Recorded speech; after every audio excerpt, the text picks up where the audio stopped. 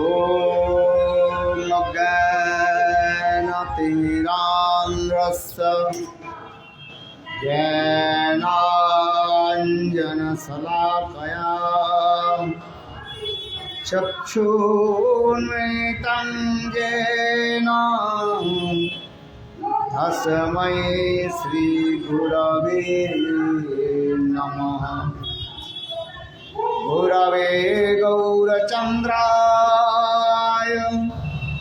राधिकायै तदालये कृष्णाय कृष्णभक्ताय तद्भक्ताय नमो नमः। नमो महावदन्नाय कृष्णप्रेमप्रदायते कृष्णाय कृष्णचैतन्य नाम्ने गौरतिसे नमः। हे कृष्ण करुणा सिंधु दीनबन्धो जगत्पते गोपीश गोपिकान्त राधाकान्त नमोस्तुते। तप्त कांचन गौरांगी राधे वृंदावनेश्वरी वृषभानुसुते देवी प्रणमामि हरिप्रिये। जयतां सुरतोर्पङ्गोर्मम मन्दमतिर्गते मत्सर्वस्य पदाम्बुजौ श्रीराधा मगनमोहन। दिव्यादविन्दारण्यकल्पद्रुमाध श्रीमद्रत्नाकर सिंहासनस्थौ श्री श्रीराधा श्रीलकविन्ददेवौ पृष्ठाल्विसेव्यमानुस्मरामि।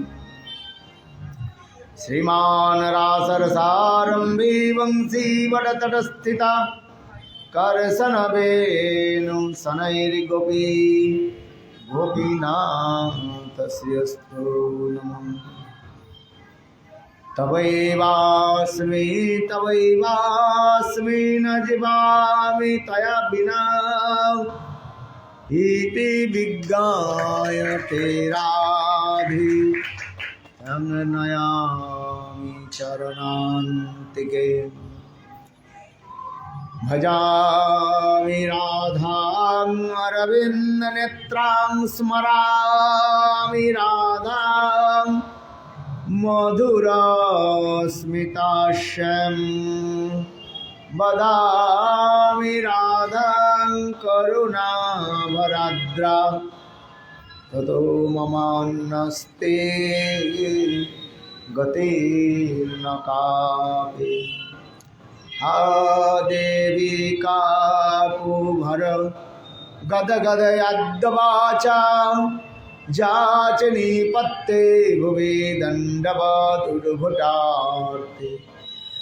अस्य प्रसादमुदस्य जनस्य कृत्वा गन्धर्विके निजगणे गणनान्विते। अंगस्यवल्विच्छटा मन्दिकृतन्द्रीवरं जड्डं जाच गुरुरुचिशं पट्टम्बरस्य श्रिया बिन्दारुणनिवासनिधुलसद्दामदिदामोदरं राधास्कन्दनिवेशिलोज्जलो भुजं ध्यायं स्तु दामोदरम्। तवैवास्मि न जीवामि तया विना इति विज्ञाय तेराधि नयामि चरणान्तिके। हा देवी काकुभर गदगदयद्वाचा जाचनी पत्ते भुवि दण्डवदुर्भुटार्थे। अस्य प्रसादमुदस्य जनस्य कृत्वा गंधर्विके निजगणे गणनान्विते अंगश्यामलविछटामन्दे केतन्द्री वरं जड्डं याचकुडलोचिसं पट्टम्बरस्य बिन्दारुणनिवासुदृढसद्धामदिदामोदरं राधास्कन्दनिविसृज्जलो भुजां ध्यायं स्तुदामोदरम् श्रीकृष्ण चैतन्य प्रभु नित्यानंद श्री अद्वैत गदाधर श्रीवासदि श्री गौरभक्तवृंद हरे कृष्णा कृष्ण कृष्ण हरे हरे हरे राम राम राम हरे हरे हरे कृष्णा कृष्ण कृष्ण हरे हरे हरे राम राम राम हरे हरे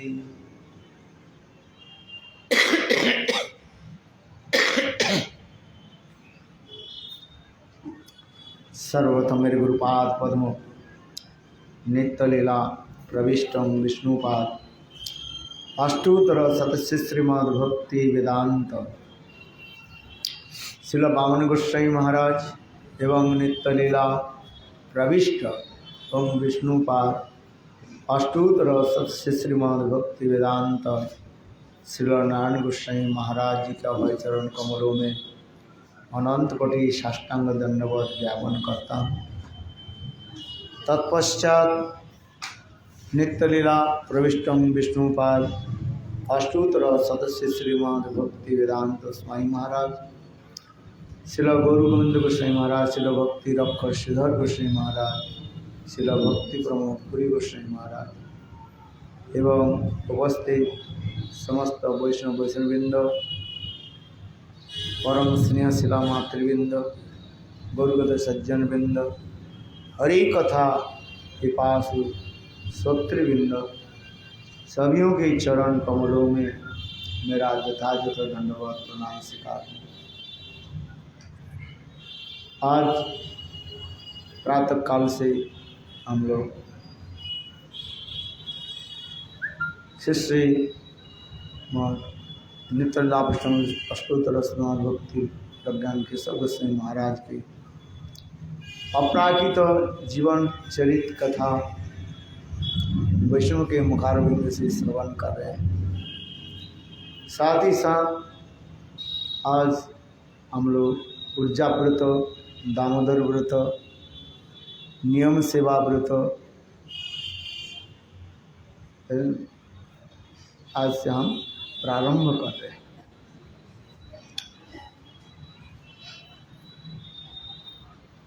ऊर्जा व्रत की कथा हम लोग भी श्रवण किया। ऊर्जेश्वरी श्रीमती राधिका ऊर्जा की ईश्वरी ऊर्जेश्वरी। ऊर्जा माने शक्ति, समस्त शक्ति के जो कंट्रोलर है उसी की कहा जाता है ऊर्जेश्वरी कहा जाता है।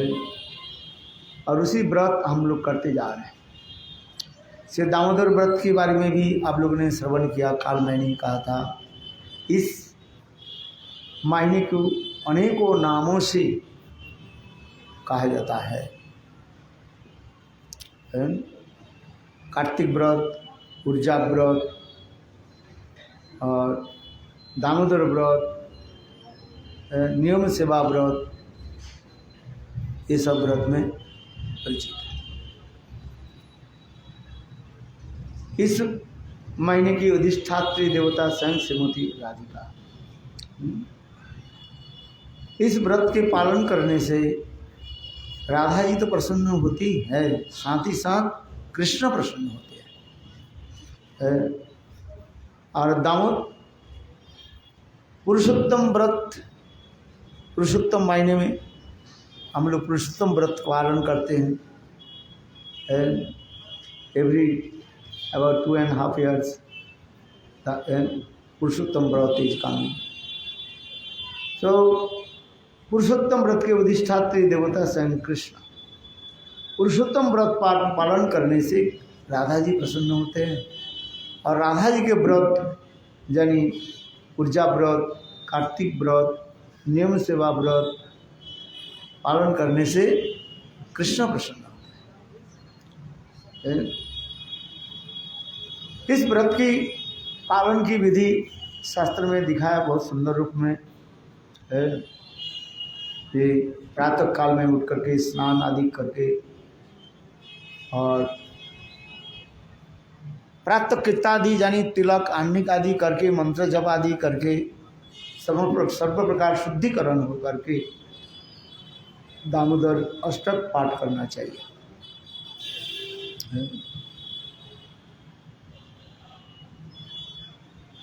हम लोग भी गुरुदेव की मुखारबिंद श्रवण कर किया था। 2 दामोदर कहा था, एक राधा दामोदर और एक यशोदा दामोदर। यशोदा दामोदर की कथा वात्सल्य रस में पर्यवसित है पाठ है, और राधा दामोदर श्रृंगार रस यानी माधुर्य रस में ही अंतर्गत है। अधिक रूप में लोग यशोदा दामोदर के नाम से जानते हैं, किंतु हमारे गौड़ीय वैष्णव लोग राधा दामोदर की कथा भी शास्त्र से वर्णन किया गया। एक समय रास में स्वयं कृष्ण जी चले अंतर्हित हो जाने के बाद पुनः जब कृष्ण राधा जी के निकट पधारे तब उस समय ललिता आदि सखीगण कृष्ण के और राधा जी के कमर में फूल की मालाओं के द्वारा बंधन किया था। किसके बंधन? फूलों की मालाओं के द्वारा, इसलिए उनके नाम हो गया राधा दामोदर। और माँ यशोदा वात्सल्य रस के अप्लुत है, सरावर है, डूबे हुए है। माँ यशोदा भी अपने वात्सल्य रूपी प्रेम रस्सी के द्वारा, रज्जु के द्वारा गोपाल के जो है बांध दिया था। ये श्रीमद् भागवत में प्रसिद्धि है, सभी लोग इसको जानते हैं। यशोदा दामोदर की कथा जो दामोदर लीला पद्म पुराण में सत्यव्रत मुनि बहुत प्रेम से सरबोर होकर के उस कथा को वर्णन किया।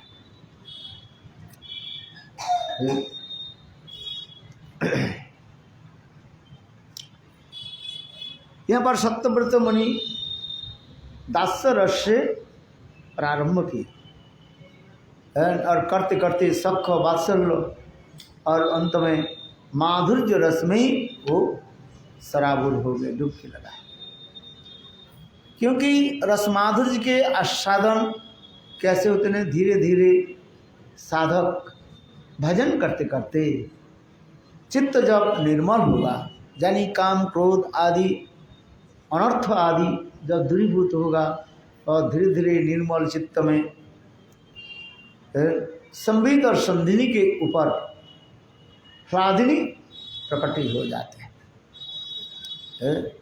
तब उनके चित्त जो है अत्यंत कोमलीकृत होते हैं और भगवत कथा आदि श्रवण कीर्तन में अत्यंत रुचि उत्पन्न होता है। शुद्ध सत्व विशेषात्मा प्रेम, शुद्ध सत्व विशेषात्मा प्रेम सुजन संभाव रुचि विचित्त स्मार्सिन क्रीदसु भावोच्यते। शुद्ध सत्व विशेषात्मा अर्थात साधन भजन करते करते साधक की चित्त अत्यंत निर्मल और कमलीकृत हो जाता है,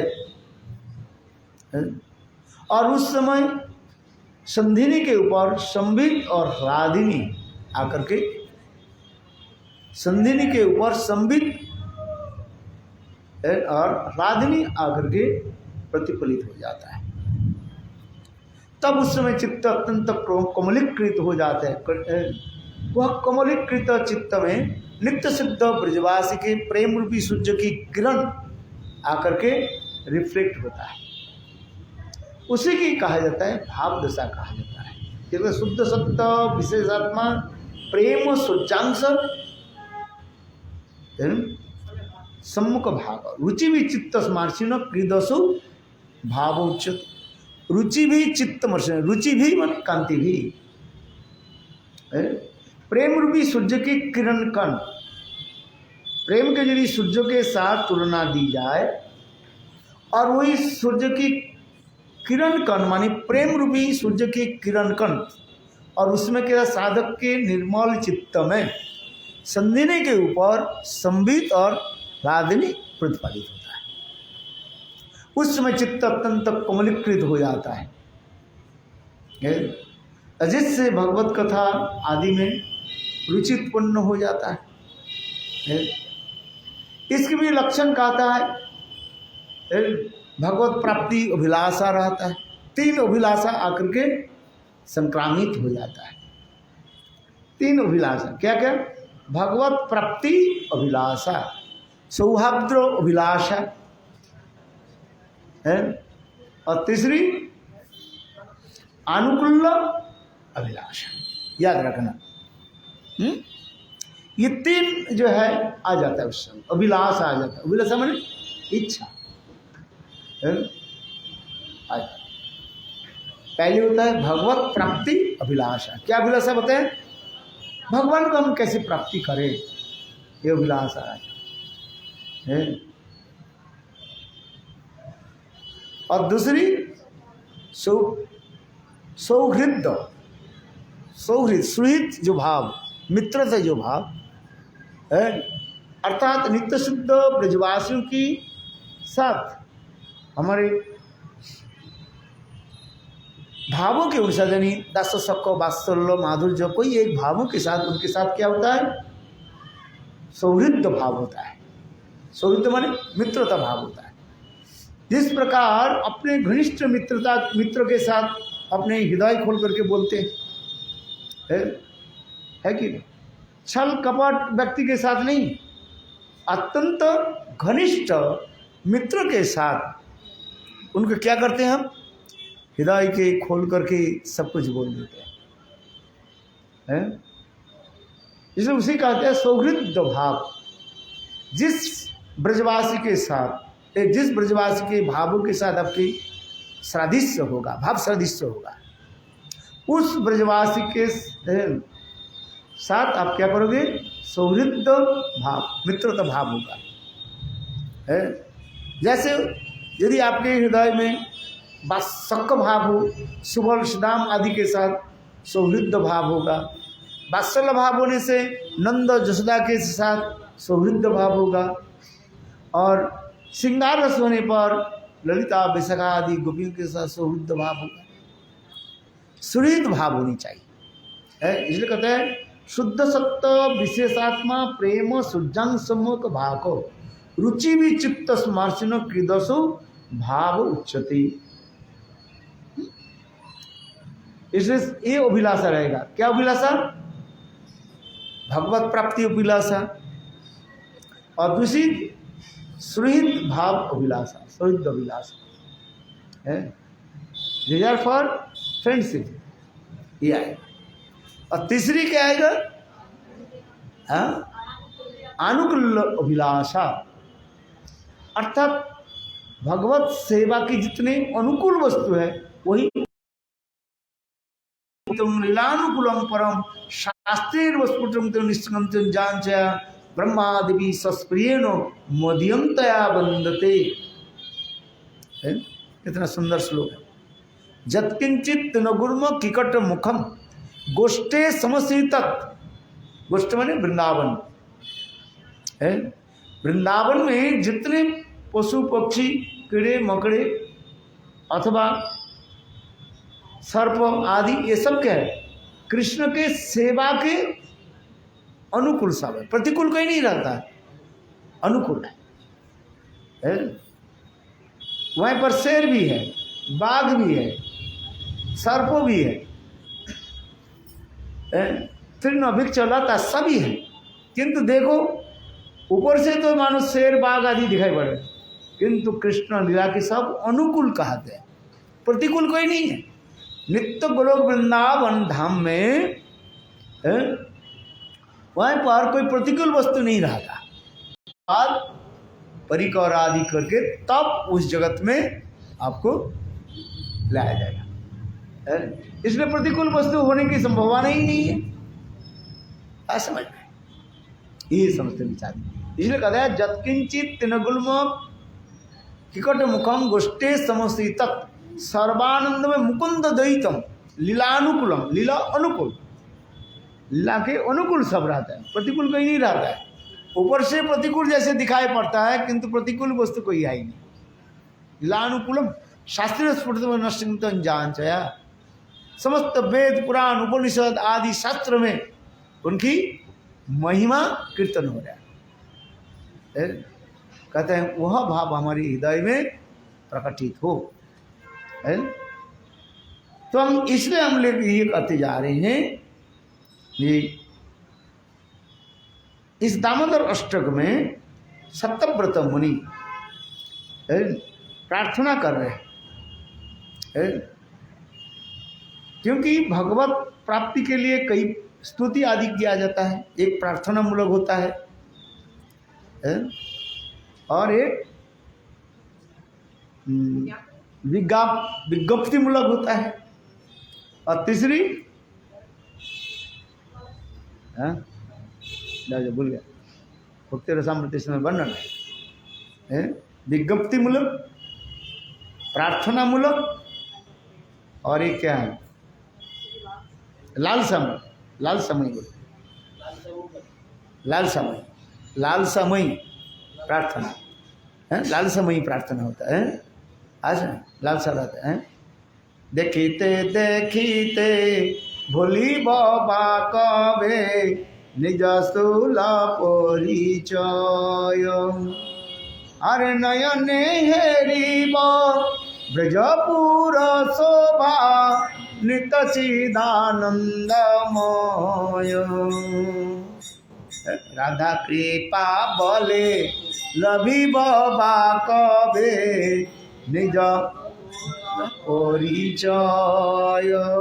लालसा जगह है, लालसा माने लोगे। हाँ, हमारे हृदय में ऐसे हो है, जैसे रसगुल्ला देख करके लालसा जगता है, लोभ जगता है, लोगे है।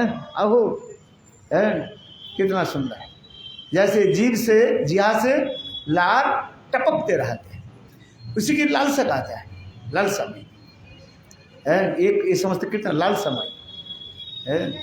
फिर विज्ञप्तिमय होता है, गोपीनाथ ममनी वेदन सुन, हमी विषयी दुर्जन सदा का मेरा किचु नाई मोर गुण, गोपीनाथ क्या मने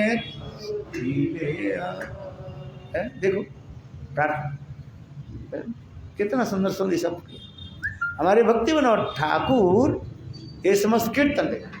चलो आगे कदम, इसलिए यहाँ पर क्या हो रहा है, नमामि शब्द के नमामि शरं सचिदानंद रूपम लसद कुंडलम गोकुले विराजमानम। यहाँ पर पहले श्लोक में एक प्रथम क्या करे, नमामि ईश्वरम, नमामि के द्वारा अपने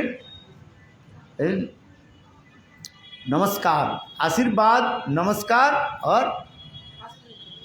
वस्तु निर्देश।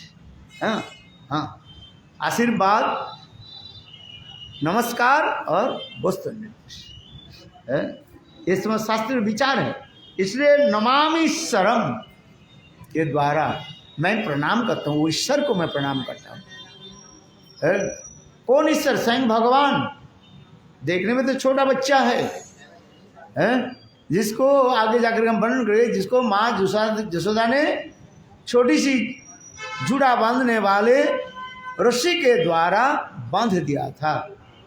किंतु वो कोई साधारण बालक नहीं है, वो स्वयं भगवान है और ईश्वर भी है। नश्वर ईश्वर जो नित्य नवायनमान होते हैं, ब्रह्मा शिव आदि के भी कंट्रोल करते हैं, विद द सुप्रीम कंट्रोलर। और ब्रह्मा शिव नारद दिक्पाल है, ईश्वर भी है भगवान। एक शब्द होता है नश्वर, एक होता है ईश्वर। नश्वर माने विनाश से। इस संसार में जितने वस्तु हम देखते हैं वो सब क्या है, विनाशी, डिस्ट्रॉयबल है। आज देख रहे हैं, कुछ समय के बाद वो ध्वंस हो जाए है। नश्वर न ईश्वर नश्वर है। ये बिल्डिंग देख रहे हैं, बाद जो कुछ पेड़ पौधे जो कुछ भी देख रहे हैं, वो एक दिन क्या हो जाएगा, ध्वंस हो गया, नष्ट हो जाएगा है। इसलिए शास्त्र में कहा जाता है, इसके अनेक प्रकार के विचार दिया, प्राक ध्वंसवास, ध्वंसवास, प्राक ध्वंसवास। ये समझते ज़्यादा बोले आपके सिर घूमता रहेगा है, समझ में तो नहीं आएगा कुछ, और केवल मेरा खोपड़ी मानना पड़ेगा। चलो ये सब जो सुनने की जरूरत नहीं, पंडित लोग इसको जानते हैं, और पंडित लोग के बोलो, पंडित लोग के आनंद होता है कि नहीं है? तो हम इसलिए करें नमामि ईश्वरम, ईश्वर के मैं प्रणाम करता है। नमस्कार क्या क्या बताया, आशीर्वाद और वस्तु निर्देश, ये तीन होता है। हाँ, यहाँ पर नमामि प्रणाम आदि करके जा रहे। क्यों भाई, देखो कोई अपने स्वार्थ सिद्धि करने के लिए, मतलब अपने कार्य सिद्धि करने के लिए है, क्या करो, प्रणाम करो किसी के है। देखो किसी को प्रणाम करो, उनके हाथ अपने आप तुम्हारे सिर पर आ जाएगा है। महाभारत में दिखा है, युद्ध के प्रारंभ में, कुरुक्षेत्र के युद्ध में प्रारंभ में अर्जुन ने क्या कि ऐसे बाण चलाया, और वो बाण जा करके क्या बोले,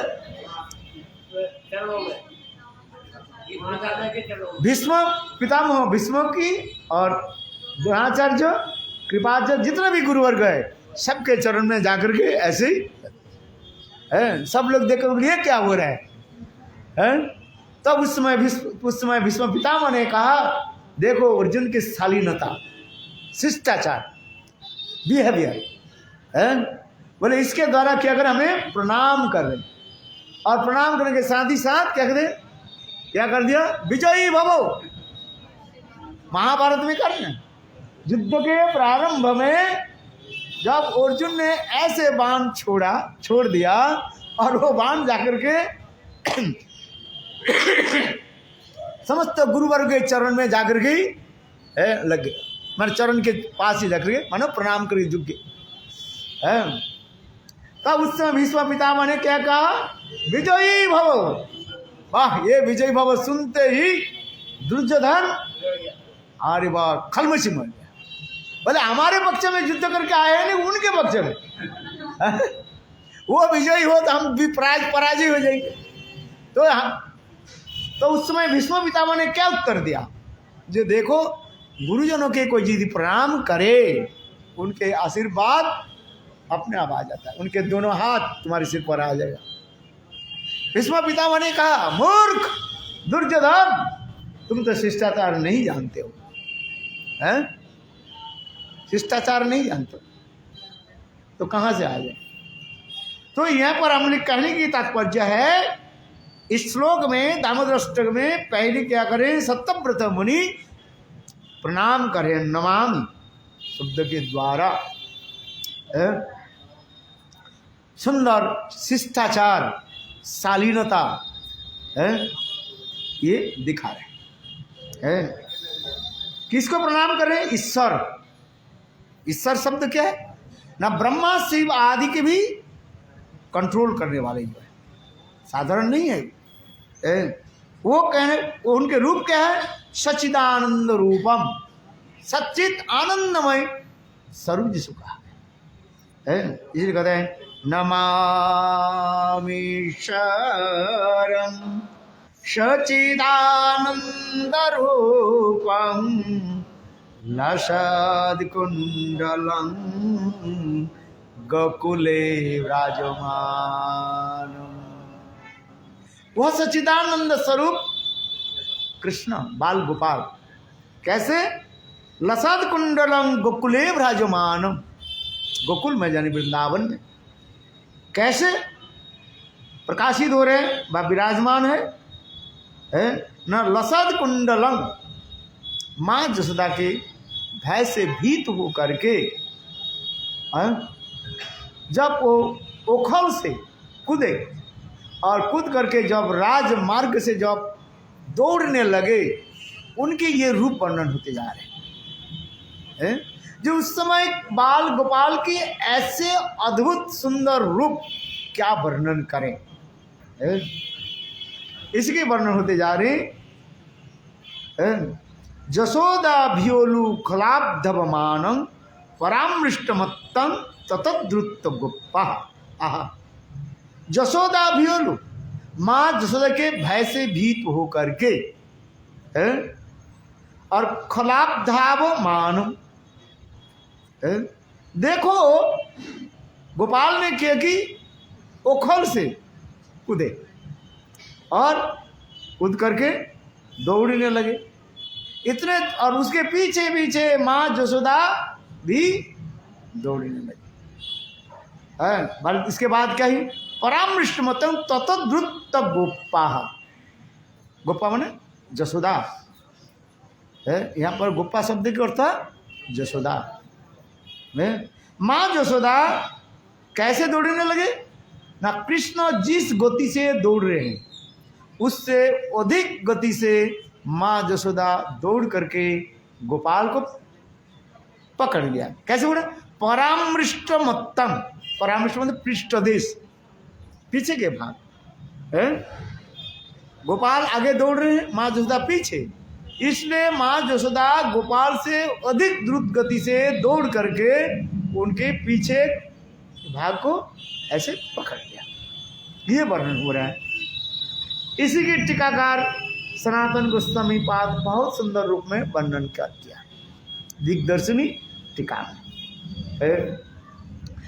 देखो कृष्ण के जितने रूप हैं, अभी हम एक एक शब्द की यदि थोड़ा विचार करें, विश्लेषण करें, है आनंद आएगा।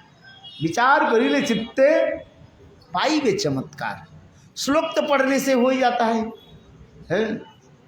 आसन 4 लाइन युक्त श्लोक है, किंतु कहते हैं इस श्लोक के पढ़ने के साथ ही साथ थोड़ा विचार करो है।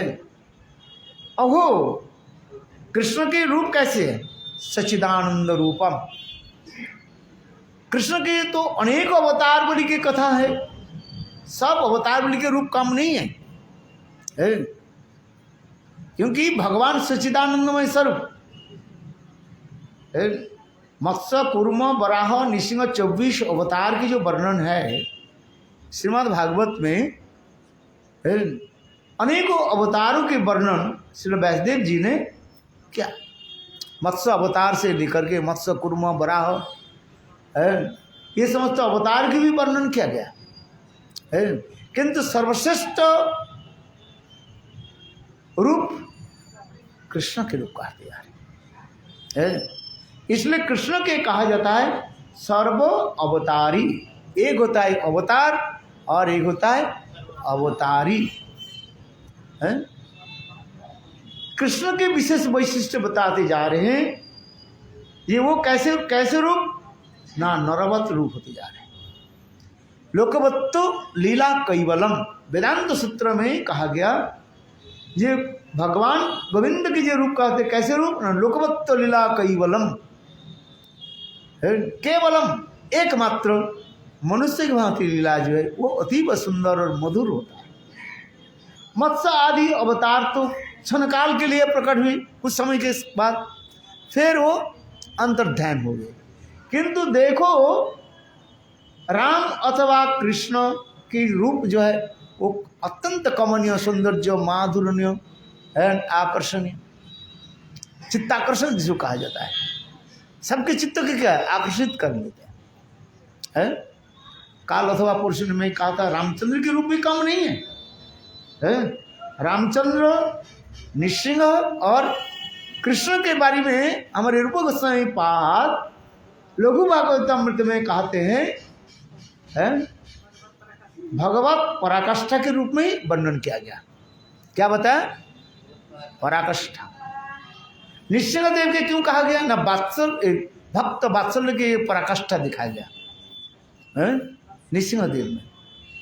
ऐसे नहीं होता है। और बता दें क्यों। देखो नृसिंह देव हिरण्यकशिपु के वध किया, उसके बाद जो है उग्र मूर्ति धारण किया, समस्त देवता लोग भयभीत हो गए, कोई सामने नहीं आया।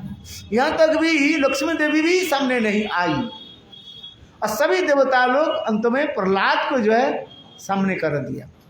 अब प्रहलाद जब सामने आए, देखो नृसिंह देव के हृदय कैसे द्रवीभूत हो गए, इतने क्रोधित था, लाल लाल आंख ऐसे घुंडरावान होते सबके तरफ देख रहे। ब्रह्मा आदि देवता लोग भयभीत हो गए, सब स्तुति आदि करना भी छोड़ दिया। और क्यों? बोल नहीं पा रहे, स्तुति कहाँ करेंगे। थोड़ी सी कहने के बाद जिया में क्या आ गया? जड़ता आ गया। जड़ता समझ तो मैंने जिया बोल नहीं पा रहे, भयभीत हो गए सब।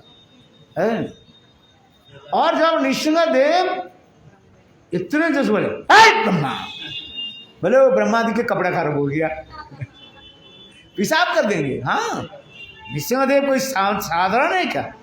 बहुत दूसरा शेर के गर्जन सुनते ही बड़े बड़े हाथी जैसे जंगल छोड़ करके भग जाता है। और नृसिंह देव भगवान वो क्या सामान्य थोड़ी है। हम तो कह रहे हैं नृसिंह देव जब ब्रह्मा जी के कहने लगे ब्रह्मा तुम ऐसे वर क्यों दिया है, जिसके फलस्वरूप देखो ये दुष्ट दुराचार आदि करने लगे और सबको कैसे कष्ट दिया। उस समय ब्रह्मा जी तो बस बोल नहीं पाए, पापा पापा पापा पापा ऐसे करते थे। प्रभु आज से ऐसे कभी नहीं करेंगे, नहीं होगा। देखो भयभीत हो गए सब। इंद्र आदि शिव जी तो और भी पीछे 2 कदम पीछे भाग गया, कहीं हमें भी पकड़ ना ले। भाई कोई व्यक्ति जब आते हैं, बहुत प्रतिभाशील व्यक्ति आते हैं, तो एक के जब डांटने लगे ना, दूसरे अपने आप पीछे पीछे हटने लगे। हाँ भाई, राधा जी जब अपने सखियों की जब डांटने लगे ना, कृष्ण भी भयभीत हो जाते हैं। नीला निकुंज कुंवरी भवती ना, हमारे आचार्य विश्वनाथ चक्रवर्ती जी का ना श्लोक है, उसमें कह रहे हैं लीला निकुंज कुंवरी भवती नम। हे राधिके, आप जब लीला रचना करते करते अपने प्राण प्रियतम के साथ ऐसे अनेक लीला करते करते आप जब एकांत में कोई कुंज में आप छिप जाती हो, उस समय कृष्ण आपके खोजते खोजते आपके पास आ जाते। उस समय आप हमें डांटोगी, सखी तुमने क्यों कृष्ण के बोल दिया मैं यहाँ पर छिपा है। तो उसमें सखी कह रही है चित्रैव सृजितम है, वो कह रहे हैं क्या, ये श्रीमती राधिके मैंने नहीं कुछ कहा, चित्रा सखी ने इंगित कर दिया है। देखो कृष्ण श्रीमती राधिका अपने अष्टसखी में चित्रा सखी विशेष है, इसलिए चित्रा सखी नहीं डांट रही है। किसको डांट रही है? मंजरियों के लिए। उस समय जब ये डांटने लगे तो स्वयं कृष्ण भी भयभीत हो जाता है, क्योंकि प्रभावशाली व्यक्ति जब किसी के ऊपर डांटते हैं ना, तब और सब व्यक्ति क्या हो जाता है? भयभीत हो जाता है, कहीं हमारे ऊपर भी लट्ठी ना पड़ जाए। अधिकारी है क्या जी? अधिकारी। हाँ, हो जाता है, सब भयभीत हो जाते हैं। कैसे मुख्यमंत्री हो, प्रधानमंत्री जब आ जाते हैं तब किसी को ऐसे देख करके जब डांटते हैं, बाकी सब भयभीत हो जाते हैं, कहीं हमारे दोस्त ना पकड़ ले। हाँ, सब पीछे हो जाते हैं। हाँ भैया, तो हम इसलिए कह रहे हैं, नृसिंहदेव जब इस प्रकार जब अत्यंत क्रोधित होकर के जब डांटने लगे ब्रह्मा आदि देवता के, सब भयभीत हो गए। और उस समय नृसिंहदेव के इतने विकराल मूर्ति था, उग्रवीर महाविष्णु जलंत सर्वतोमुख नृसिंह विषण भद्र मृत्यु मृत्यु नमाम्यहम्, स्तुति आ रहे नृसिंहदेव की। आहा, उस समय नृसिंहदेव पास कौन जाएगा? सभी लोग देवता, लक्ष्मी देवी तुम जाओ, लक्ष्मी देवी बोला इस समय मैं नहीं जाता, और समय तो है, ठीक है, पतिदेव को थोड़ा बहुत वशीभूत कर ले, इस समय मेरा नहीं होगा।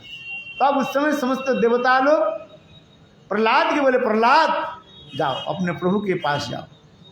प्रहलाद जब निकट में आ गए, देखो नृसिंहदेव क्या हो गया, एक सेकंड में उनके भाव बदल गए। नृसिंहदेव के आंखों से आंसू आ गया, और प्रहलाद के जो है अपने ऊपर क्या बोलते हैं, थाई पर, जंघा पर बैठा ली। जैसे माता पिता पुत्र के जैसे ऊपर से उठा करके अपने जगह पर बैठक करके पीठ पर थपथपाते हैं, उसी प्रकार नृसिंहदेव, और नृसिंहदेव की आंखों से आंसू प्रवाहित होते हैं। देखो कितने बदल गया। भक्त कहते हैं नृसिंहदेव के कहा जाता है भक्त वात्सल नृसिंहदेव, बोलो भगवान नृसिंहदेव की।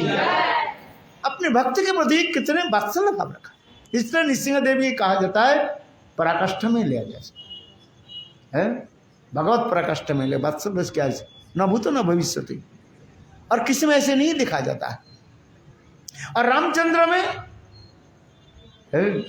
प्रजावात्सल्य देखा जाता है। रामचंद्र भी कम नहीं, अपने प्रजाओं की सुख सुविधा के लिए सदा सर्वदा तत्पर रहता है। अपने जितने भी सुख है सब त्याग दे दी। संसार में सबसे प्रिय वस्तु कौन है? पत्नी है, किंतु भगवान रामचंद्र ने पत्नी को भी त्याग दिया। जानते हैं सीता देवी के किसी प्रकार दोष नहीं, सीता देवी सर्वतो रूपेण निर्दोषी है, सती नारी, तथापि प्रजाओं की बक रक्षा करने के लिए, प्रजाओं की सुख के लिए उन्हें अपने पति सीता देवी के भी तक दे दी। आह, राजा की ऐसी दिखा, इसलिए इसको भी ले गया। और इसके पराकाष्ठ किस में ले गए? फिर कृष्ण में। नृसिंह, रामचंद्र और भगवान कृष्ण। कृष्ण में ऐसे सुंदर जो पराकाष्ठा दिखा रहे हैं, सिंगार रस की पराकाष्ठा, न भूतो न भूतो प्रेयसी वशीभूता, धीर ललित नायक होने के नाते, जो धीर ललित नायक के जो 4 लक्षण है, 4 सिम्टम्स इस कृष्ण में परिपूर्ण मात्रा में है। प्रेयसी वशीभूता, पहले क्या बोला? प्रेयसी वशीभूता है। कृष्ण जब धीर ललित नायक भाव प्रकाश करते हैं, स्वयं राधा जी स्वाधीन भर्ती का नायिका के भाव प्रकाश करते हैं। राधा जी जैसे कहती है कृष्ण ऐसे ही करना पड़ता है। रचयति चित्रम, मेरे वक्षस्थल में चित्र रचना करो। आहो, और कृष्ण एक साधारण कामी पुरुष के भांति राधा के वक्षस्थल में चित्र रचना आदि करने लगे। आहो, कैसे देखो, राधा जी कहते हैं मेरे चरण में अलता लगाओ। कृष्ण अलता लगाना आता ही नहीं, अलता कहीं से लगाई? राधा जी की चरण कमल को देखते ही बस भाव में विभोर हो जाते। इतने सुंदर राधा जी के चरण कमल, और इतने सुंदर रेखाएं जो है, इतने सुंदर क्या बोले चरण चिन्ह है, उसके देखते ही रहे कृष्ण। विलाप कुसुमंजलि ग्रंथ में हमारे श्री रघुनाथ दास कृष्ण के सुंदर चित्रांकन किया है। आज समझे कितना सुंदर भाव दिया है, ये समझता हूँ। और प्रेयसी वशीभूता, धीर ललित में परिहास पटु, हास परिहास में इतने सुदक्ष है। और क्या है? और निश्चिंतता, सदा सर्वदा धीर स्थिर चित्त, बस कोई चिंता नहीं। और नवजौवनंच है, सदा सर्वदा नवजौवन होकर के रहते हैं, इतने सुंदर कृष्ण ने है। चलो आगे की कथा हम श्रवण करा रहे, इसलिए सच्चिदानंद रूपम, ये सच्चिदानंद, कृष्ण के सारे विग्रह ही तो सच्चिदानंद है। यहां तक भी छोड़ दो, कृष्ण के स्वरूप छोड़ दो, जीव सच्चिदानंद है कि नहीं है? जीव सच्चिदानंद है, किंतु वो जीव कैसे है? अनु सच्चिदानंद है, चैतन्य, अनु चैतन्य, और कृष्ण भगवान बृहत चैतन्य है। किंतु भगवान में जो सच्चिदानंद रूप वो है अभूतपूर्व, और विशेष करके कृष्ण में जो सच्चिदानंद स्वरूप वर्णन हो रहा है वो क्या वर्णन करें है? कृष्ण के सर्वोत्तम रूप कहाँ पर प्रकाश हो जाते हैं? राधा जी के पास, वो भी कहाँ? रासस्थल में। इसलिए हमारे रूप गोस्वामी पास बन श्याम रमा रमण सुंदरता वरिष्ठ सौंदर्यमयी समस्त जगत जनस्य श्यामश्च वामबद्ध कणातुरम ताम इंदिरा भरांगा। आहा, कितने वर्णन होते जा रहे। श्याम रमा रमणम सुंदरता वरिष्ठ सौंदर्यमयी समस्त जगत जनस्य, हे श्याम, हे श्रीमती राधिके, आप जब हमारे प्राण प्रियतम गोविंद की वाम तरफ जब आप विराजमान होते हो, तब आपकी सौंदर्य महिमा क्या वर्णन करें। लक्ष्मी आदि समस्त भगवान के जितने क्या बोले, नारायण के जितने भी अंक शाइनी है, उनके सौंदर्य महिमा को क्या करते हैं? फीका पड़ जाता है। और आपके ऐसे सौंदर्य कैसे वर्णन होती है? श्याम रमा रमणम सुंदरता वरिष्ठ सौंदर्यमयी समस्त जगत जनस्य, और उस समय आपकी सौंदर्य माधुर्य आदि देख के समस्त व्यक्ति कैसे आश्चर्य हो जाता है? क्योंकि रासस्थली में कृष्ण अपने सौंदर्य महिमा प्रकाश करते हैं राधा जी के साथ। चंद्रावली ललिता आदि तो है, किंतु तथापि राधा जी के साथ कृष्ण के सौंदर्य महिमा जो प्रकाश, वो अभूतपूर्व कहा गया है, कोई शब्द के द्वारा व्यक्त करना संभव नहीं। इसलिए वेदांत सूत्र में ये सब श्लोक बोलते हैं, और रूपवत तत् प्राधान्य एवं ही, और रूपवत, उनके रूप के कोई तुलना नहीं हो सकता। और रूपवत, रूप के साथ क्या तुलना? रूप है ही नहीं, द्वितीय वस्तु रहे तो होगा। तो और रूपवत तत् प्राधान्य, और प्रधान एवं ही। इसलिए कह रहे ये सच्चिदानंद रूपम, वो जो सच्चिदानंद रूप कितने सुंदर वर्णन होते जा रहे हैं, जिससे सुखदेव गोस्वामी पाद भी वर्णन कर रहे हैं। जब कृष्ण रास से अंतर्ध्यान हो गए और फिर गोपी गीत हुई, समस्त गोपियाँ कृष्ण विरह में तड़पते हुए, और कृष्ण के अनेकों लीलाचरित कथा सुस्वर से जब कीर्तन आदि करने लगे, तब उस समय कृष्ण गोपी समाज में प्रकट हुए। उस समय कृष्ण के एक रूप महिमा श्री सुखदेव गोस्वामी पाद भी वर्णन करें। तासांग अभिर्भुज सौरी स्मयमान मुखाम्बुज, तासाम आविर्भुज सौरी। सुखदेव गोस्वामी पाद गोपी भाव में विवाहित होकर के कृष्ण के कुछ गाली देना शुरू कर दिया। क्या गाली दिया? तुम सौरी शब्द करके गाली दे दिया। सौरी माने तुम क्षत्रिय वंश में आए हो। इनके दो वंश के परिचय है। देवोमीर के दो पत्नियां थी, एक है क्षत्रिय वंश की पत्नी और एक है वैश्य बन। ये क्षत्रिय वंश की जो पत्नी जो है उससे कौन हुए? सुरसेन,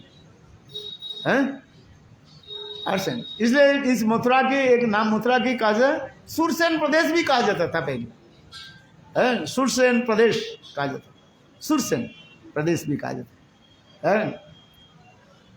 और उस सुरसेन से क्या हुई? वसुदेव महाराज जी आए उनके वंश, और वसुदेव से कृष्ण आए। इसलिए कहते हैं ये क्षत्रिय वंश। और वह वैश्य वंश से क्या हुआ? वैश्य पत्नी से कौन आई?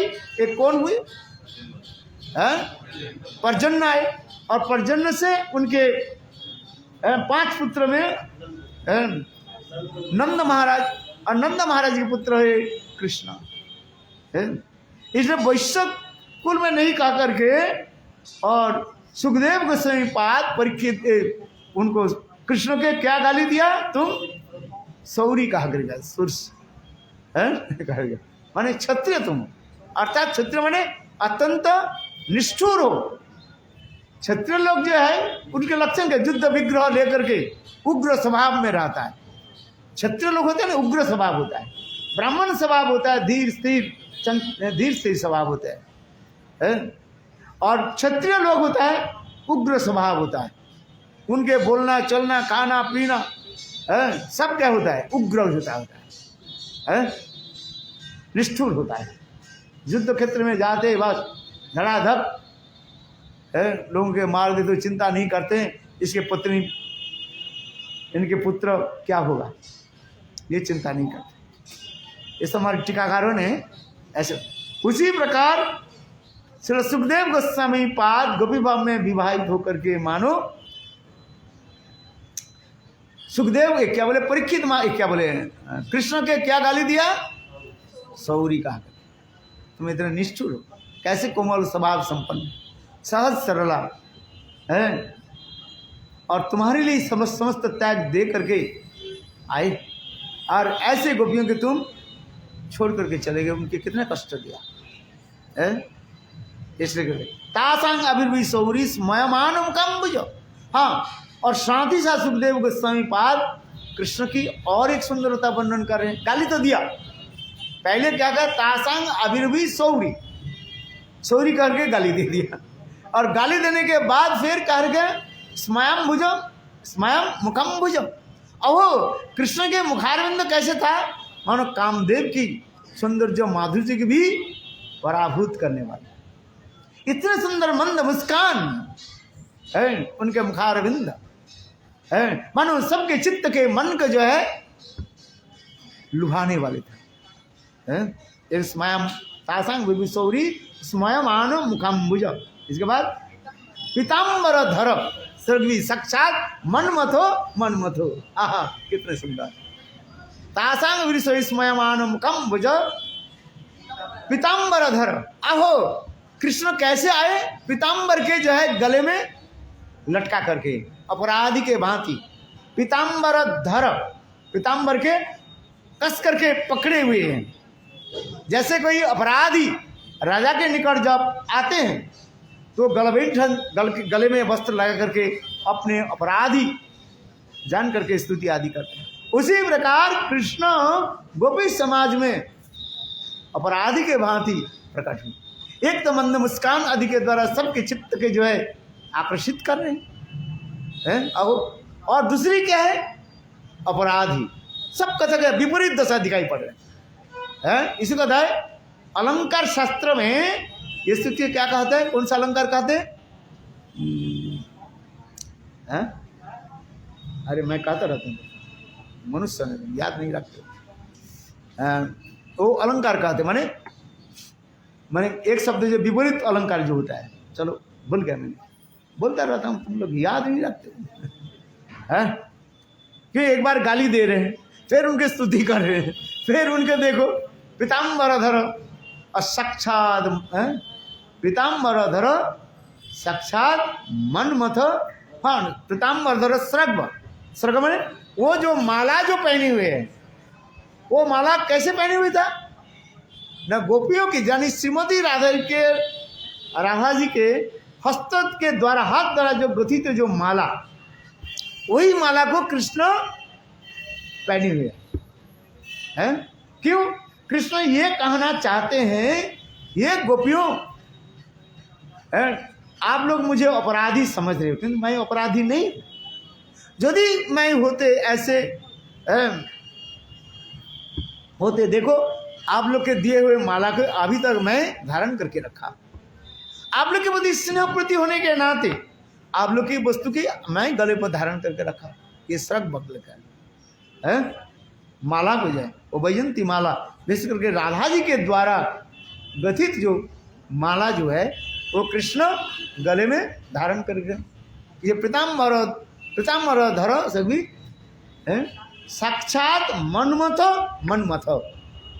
है, साक्षात मदन के भी मन को भी मोहित करने वाले ऐसे वर्णन में तैयार है। हाँ, जिसको कहता है विरोधाभास अलंकार कहा जाता है। क्या बोला?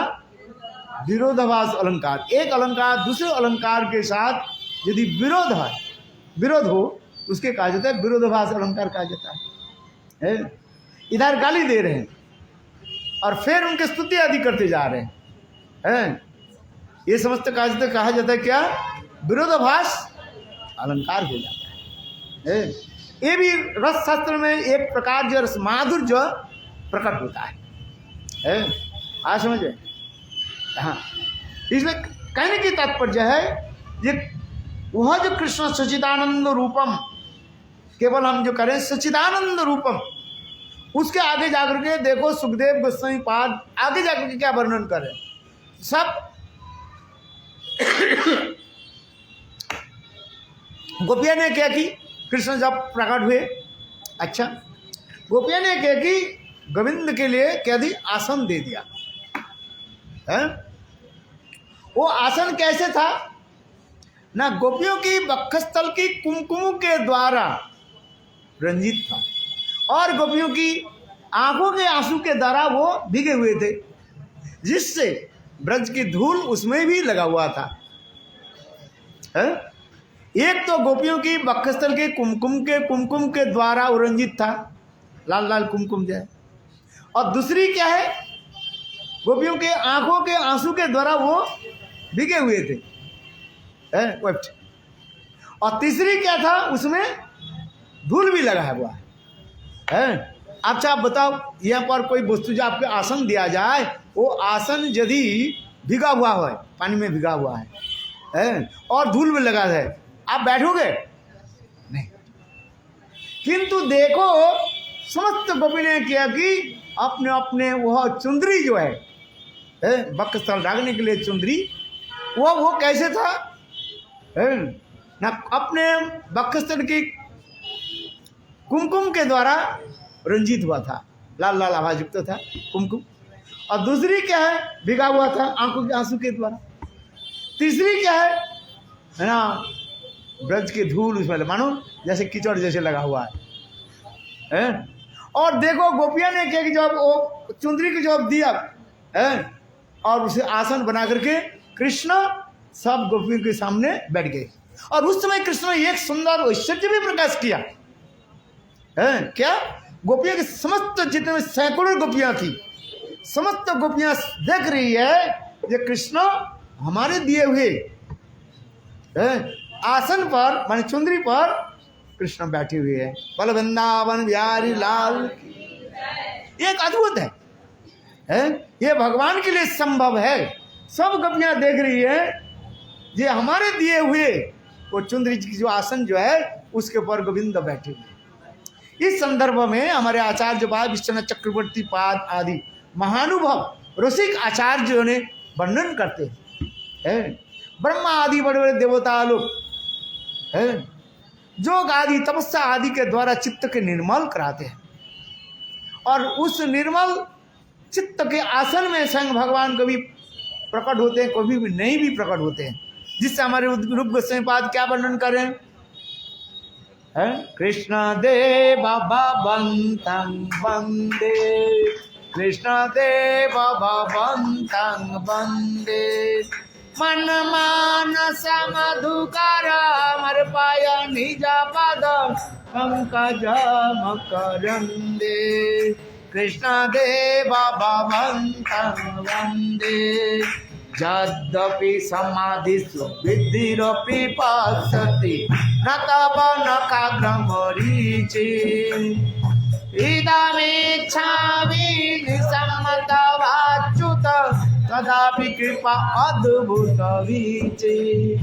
ओ रूप गोस्वामी पाद रसिक आचार्य हैं, रसिक बार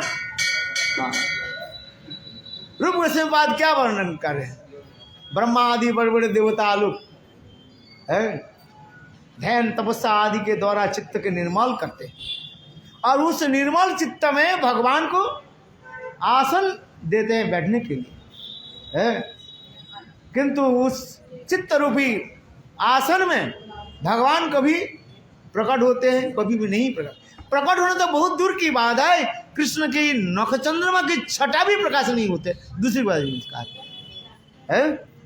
भगवान तो प्रकट होना तो बहुत दूर की बात है, कृष्ण की चरण कमल की नख चंद्रमा की छटा वो भी प्रकाश नहीं होता। और दूसरी की बात इसलिए कहते हैं यद्यपि समाधि विधि रूपी पश्यति नतप नखाग्र मरीचिम, नखाग्र मरीचिम है, नख के अग्रभाग के जो किरण व ज्योति कहा जाता है मरीच है, वो भी प्रकाशित नहीं होते हैं। और दूसरे की बात क्या कही, और वो गोपी ने क्या कि ऐसे अत्यंत मलिन युक्त चुंदरी है, और उसके कृष्ण कैसे बैठे। उस समय कृष्ण जब बैठे हुए थे वो भी कृष्ण के रूप कैसे वर्णन करें, मंद मुस्कान करते हुए हैं, सभियों की लजाते हुए नचाते हुए हैं। अहो कृष्ण कैसे बातचीत कर रहे हैं। ये समस्त जो है आचार्य जो पादों ने सुंदर वर्णन होते जा रहे हैं। ऐसे दिव्य छवि को मैंने प्रकाश कर दिया है। ये कृष्णा गोपियां जब अपने चुंदरी दे दिया, बस बैठने के लिए आसन दे दिया, उस समय कृष्ण कैसे बैठे हुए हैं। देखो एक चरण के जो है अपने थाई पर ले लिया, माने ऐसे करके बैठे हैं। आहो ये वो भी बैठने की एक तरीका होता है। जो रसिक बार होते हैं वो उनके भी बैठने की एक तरीका है, निडर हो करके। कोई भाई भी इतना ही है जे मैं अपराधी हूँ बा गोपियों के ने कष्ट दिया, कहीं गोपियाँ में कुछ बोले, कृष्ण निडर हो करके है राजाधिराज महाराज के भांति बस एक पैर को ऐसे करे बैठे। आहा वो भी एक वर्णन होता है। और मंद नमस्कार करते हुए मानो कृष्ण ये प्रमाण करना चाहते हैं, ये गोपियों मैं तुम्हारे प्राण प्रियतम। प्रियजन को जी कोई कुछ भी करे उसके दोष देखना नहीं चाहिए है, क्योंकि प्रेम ऐसे एक वस्तु है, प्रियजन व प्रेमिक प्रेमिक के क्या थे दोष नहीं देखते। यदि दोष देखना शुरू हो जाए उसमें प्रेम नष्ट हो जाता है। सखिया परज्ञा में तो यही है। सखिया में क्या होता है, पति पत्नी में कुछ समय एकत्र होने पर एक दूसरे के क्या देखते हैं, दोष देखना देखते हैं। तुम ज़्यादा खर्राटा लेते हो, कल दूसरे से दूसरी कमरे में सोना है कि नहीं है भाई। है बोल रहे हैं, मैं तो पता नहीं है, शास्त्र में ऐसे ही कहते हैं। तुम ज़्यादा उठ जाते हो जल्दी है, हमारे नींद को नष्ट कर देते हो, क्या हरिनाम करते रहते हो, जा दूसरे घर में जाओ। अच्छा देखो एक साथ में रहते रहते एक दूसरे में क्या होता है, दोष देखना शुरू हो जाता है। आज समझिए। किंतु परिचय में क्या होता है, परिचय में भाई मिलन के लिए प्रबल उत्कंठा रहता है। इतने उत्कंठा रहता है कब, क्योंकि उस समय एक भाई भी रहता है। मिलन परक्या में मिलन में सदा सर्वदा क्या रहता है, भाई भी। क्या भाई भी रहता है, या हमें हमारे साथ मिल रहे हैं और इसके बाद वो चले जाएंगे, इसको कहते हैं भाभी विरह बिल्कुल रहता है। समझ में, भाभी विरह रहता है। भाभी में जे कुछ समय के बाद ये हमें छोड़ करके चले जाएंगे। एक दूसरे के प्रति ये और क्या रहता है, अमंगल आशंकानी, एक दूसरे के अमंगल के जो है आशंका रहता है। जहाँ पर प्रेम जितना ही घनिष्ठ होता है, प्रेम जितना घनिष्ठ होता है, समझ में आ रहा है, वो प्रेम घनिष्ठ होने से क्या होता है, अमंगल आशंका हो जाता है। अब वो क्या हो गया, आज क्यों आए नहीं, क्यों, क्या कोई गाड़ी एक्सीडेंट हो गया, कुछ हो गया, कुछ हुआ तो कुछ नहीं, किंतु अनेक प्रकार के जब अमंगल की चिंतन आ जाता है। इस समस्त पर क्या होता है, दोष देखने के समय नहीं मिलता है। उसमें केवल गुण ही दिखाई पड़ता है। परकृत में क्या होता है, केवल गुण ही दिखाई पड़ता है। दोष देखना तो बिल्कुल नहीं रहता है। अपराध चित्त जगत में परकृत ये विशेष वैशिष्ट रहता है। और एक दूसरे के गुणाखान वर्णन करने के लिए तत्पर होता है। और जिसके होता है प्रेम और भी घनीभूत होते क्या है, स्नेह मान हो जाता है, वक्रता धारण कर लेते हैं। आज उसे मान हो जाता है। मानों में अनेक प्रकार होता है, ललित मान होता है, उदात्त मान, ललित मान, ये सब व्याख्या करे तो सारा दिन बीत जाएगा। ये सब मानों के अनेक प्रकार के भाव माधुर्य प्रकाश होता है। आज समझ में, इसलिए सबके अपेक्षा प्रत्यक्त जो है वैशिष्ट दिखाया गया।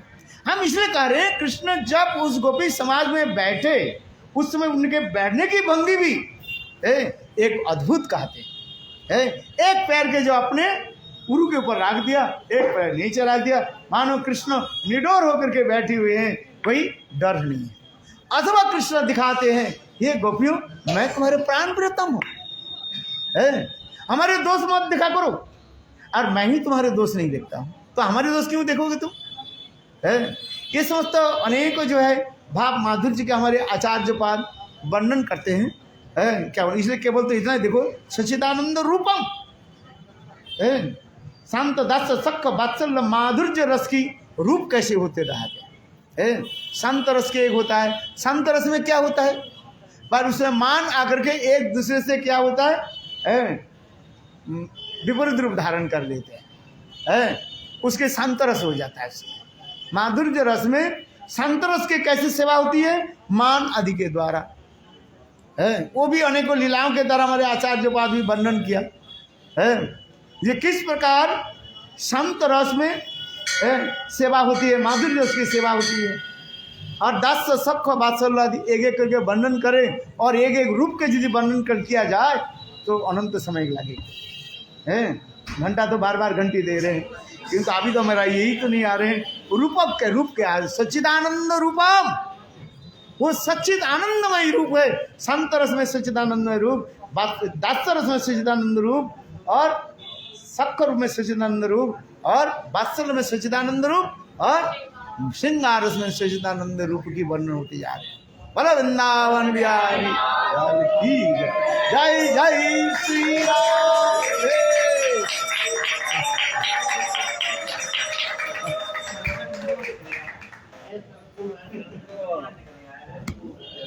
हाँ, आनंद आ रहे कि नहीं?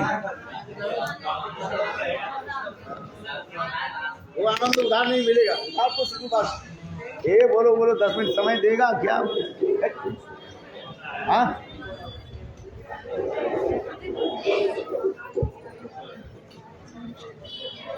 अच्छा।